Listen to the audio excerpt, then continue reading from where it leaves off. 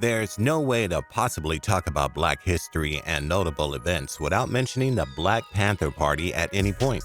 The interesting revolution was one of the things that changed the perspectives and lives of Black people all over the United States of America. One of the major turning points in the history of African Americans is the 1960s civil rights legislation that was passed. Racial oppression was a constant part of every Black American's life in that period. Well, it's only slightly different now, but back in the 1950s, Black people decided they had had enough and it was time for them to fight for their rights. As a result, the American Civil Rights Movement began. Protesting against racial segregation and discrimination, the enslaved Black Americans got a chance at emancipation with the basic civil rights they got in the 14th and 15th Amendments to the U.S. Constitution. Although this amendment happened in the 1960s, Black Americans were still discriminated against because of their race. The government couldn't provide federal protection to these civil rights for Black Americans. This is why different groups of Black people came up, deciding to protect themselves as much as they could. One of the products of this meaningful decision is the Black Panther Party. It was a thriving solution to the problem, till the unthinkable happened and everything came crashing down. So what exactly happened to the Black Panthers? Let's find out. We hate oppression.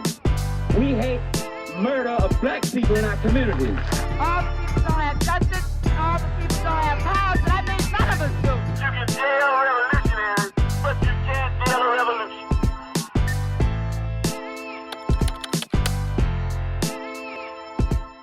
The racial segregation in California started in Oakland.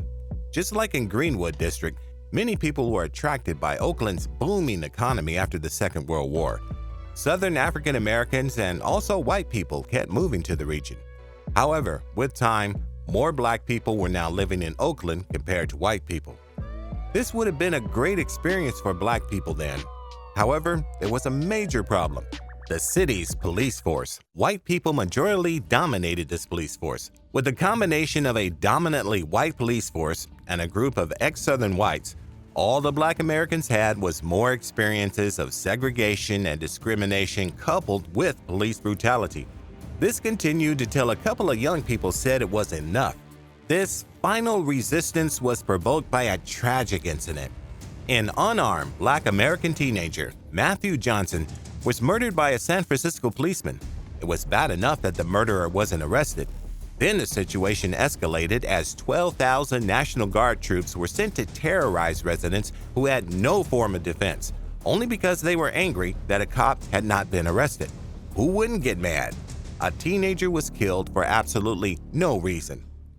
It was this event that finally led two Oakland residents, Bobby Seale and Huey Newton, to create the Black Panther for Self-Defense Party.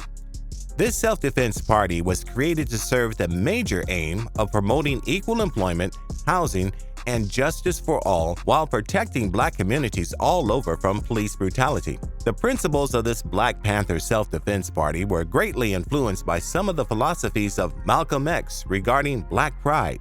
Also, the party was solely inspired by Malcolm X's belief in using armed self-defense to escape white oppression. The Black Panther Party wasn't only created as a protection against police brutality. It was glaring that there were certain capitalist and superior Black people who also participated in oppressing Black people with less social and economic statuses. This was happening very frequently, and the Black Panther Party decided they had enough. Founded in 1966, the Black Panther Self-Defense Party provided armed citizen patrols, monitoring police activities in Black communities all over Oakland and other cities in the United States as they expanded over the years. As they continued to patrol, they began to gain more popularity and attention from different people. Creating political and social activities in the Black community, more Black people started to join the cause, increasing the reach of the beneficial party. As the reach increased, Black Panthers got support from cities and urban regions that had large minority communities. Some included Philadelphia, Los Angeles, New York, and Chicago. With all this, 2 years after its establishment, 1968, the Black Panther Self-Defense Party had around 2,000 members supporting its cause around the United States of America. Like every other successful organization, the Black Panther Self-Defense Party, or as it was more regarded, the Black Panther Party, had its running laws and principles that kept it going. As they drew on Marxist ideologies for running the party, there was a special outline for the political objectives and philosophical views of the company. This outline was called the 10-Point Program in the party. The 10-Point Program had an outline of all the goals of the Black Panther Party and what they wanted for Black Americans all over the country. These 10 points are: freedom and power to determine the destiny of the community, full employment for Black people, end to robbery done by capitalists of the Black community, decent housing for Black Americans, proper education teaching the true history, Black men being exempted from military service, an immediate end to police brutality and murder, freedom for all Black men held in prisons, Black people on trial should be judged by people from Black communities, access to clothing, bread, land, housing, education, peace, and justice. Looking at all these points, the Black Panther Party wasn't really asking for too much, were they? The Black Panther Party didn't just make this list of things they wanted for the Black community without acting. They carried out different plausible actions. The Black Panther Party continued their patrols in accordance with the California law, which allows them to carry out firearms in public. However, the racist legislators in the state decided to carry out a racist bill which aimed to make carrying firearms in public illegal. The main aim of this was just to destroy the new power balance that Black people now had access to. The Black Panther Party decided to protest to stand up for their gun rights. These armed Black Panthers started a peaceful protest in the state capitol for a news conference. However, they didn't stop the governor, Ronald Reagan, from signing the bill into law, although it was made to disarm the Black Panthers. However, this didn't stop the Black Panthers from doing their best for Black communities all over. Local chapters of the Black Panther Party in different Black communities carried out different community programs, which they called survival programs. One of these was the Free Breakfast Program, which was a huge success. The Black Panther Party fed 20,000 children every day. They also had a free food programs for families and elderly people in the community. The Black Panther Party also sponsored Black children's schooling, legal aid offices, health clinics, sickle cell testing centers in different cities, and local transportation and clothing distribution all over Black communities. These actions were significant as they serve as a huge support for low-income Black communities. As a result, the Black Panthers kept gaining more popularity and support from people all over. By 1969, 3 years after its establishment, Black Panther Party had 49 local chapters with a total of 5,000 members. At this rate, Black Panther Party had reached its peak till it wasn't there anymore. The Black Panthers are the single greatest threat to our national security, more than the Chinese, even more than the Russians. Our counterintelligence program must prevent the rise of a Black Messiah from among their midst. Despite the fact that the Black Panther Party had many amazing achievements that helped develop the Black communities that they were targeting, certain members of the government and the general community saw them as a threat, a gain even. The downfall of the Black Panther Party started when the members of the party started making headlines for arrests and fights. There were many incidents of shootouts and violent confrontations. One of them includes an incident that happened with the party's leader, Huey Newton. In 1967, Newton allegedly killed a white Oakland police officer, John Frey, in a violent encounter. So, in 1968, Huey Newton was taken to trial and was convicted of voluntary manslaughter. He was sentenced to 2 to 15 years in prison. Newton ended up being a political prisoner. A lot of the people in the Black community basically saw that as Newton being a victim of a biased trial and court system. This conviction was what began the downfall of the Black Panther Party. The supporters of Newton went on to the streets to start protesting the verdict. They believe it was an unfair trial as there was no definitive evidence, only varied accounts of who shot who first. Their protest wasn't in vain, as Newton was released from jail 2 years later after 2 different trials caused the district attorney to dismiss the charges. However, the release of the co-founder of the Black Panther Party didn't change the state of the situation. Many altercations and conflicts were happening both inside and outside the organization.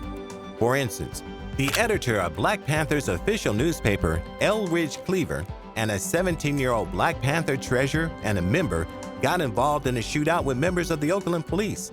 This shootout ended badly, causing the death of Hutton while leaving 2 of the police officers wounded. These conflicts also got bad within the party as the members started to spiral out of control without their leader's presence. In 1969, Alex Rackley, a bona fide Black Panther member, was accused of being a police informant by other members in his chapter. This resulted in him getting tortured and murdered by the members. Another example of this eternal conflict is the death of one of the Black Panther's bookkeepers, Betty Ann Patter. She was found beaten and murdered in 1974, long after Newton got out of prison. Although nobody was charged with her death, many people believe that the leaders of the party were responsible for it. Following this constant state of unrest in the party, they became a major target for the FBI. Even while the Black Panther Party was peaceful and focused only on its goals, the federal government had its doubts due to its socialist message and Black nationalist focus. This is exactly what made them attract the attention of a secret FBI counterintelligence program. After watching the Black Panther for years after its establishment, the FBI made a declaration in 1969 stating that the Black Panther was a communist organization being a threat and enemy of the United States government. This came a year after its first FBI director, J. Edgar Hoover, said the Black Panthers were one of the biggest threats to the U.S. national internal security.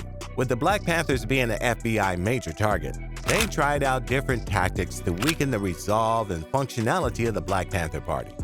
They started by trying different methods to dismantle the social benefits of the free breakfast for children and all the other social community programs that the Black Panthers organize. As if this wasn't bad enough, the FBI started using different unjust methods to dismantle the organization completely.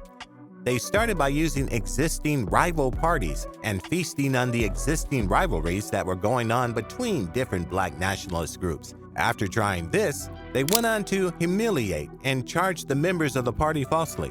They ensured these members were in prison despite being innocent. The FBI also planned events that led to the death of Black Panther Party members. The FBI instigated an event between the Chicago Police Department and some members which led to the death of the members. Evidence showed that among the hundreds of bullet casings from that encounter, only one came from the Panther side. The Black Panther Party was officially dissolved in 1982. Black people have encountered so many incidents over the years with unjust treatment from the government of the United States of America. However, the incident of the FBI going to any length to dismantle the Black Panther Party, even going as far as being involved in the murders of some of its members, was a really horrible event and will never be forgotten.